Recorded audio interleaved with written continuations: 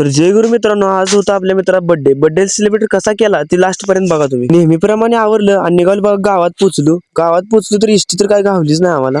गावात इष्टी हल्ली आणि गावाच्या बाहेर जाऊन थांबली इष्टी थांबली होती, मग जाऊन बसलो बघा इष्टीत आणि गावात ना हल्लू आणि येऊन पोचलो बघा स्टँडवर आलो तेवढ्यात तानाजी आपला काय म्हणतोय बघायचं जरा। आपण ब्लॉग मध्ये गाण्या फूड सपोर्ट आपला मित्र भावान सपोर्ट दाखवल्याबद्दल लयच भारी वाटलं बघा। त्यातनं हल्लो आणि पोचलो कॉलेजमध्ये, कॉलेज केलं आणि हल्लो बघा त्यातनं डायरेक्ट बेकरी जवळ। बर्थडे बॉयची खुशी तर गगनात मावेना झाली होती, कारण बर्थडे करायचा होता बर्थडे बॉयचा। केक तर एवढं होतं या बेकरीत, कळीनं झालं तो कुठला घ्यायचा आणि कुठला ठेवायचा।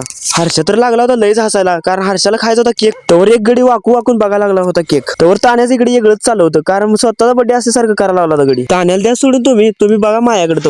तवर प्रभा कसा करतोय बघा व्हिडिओत घ्यायसाठी। बर्थडे बॉयला बसला खुर्चीवर आणि घेतला बघा केक कापायला झाला आणि गड्याला भरवला तोंड भरून गचमुच। सगळ्यांनी केक चारला होता, मी एकटाच राहिलो होतो।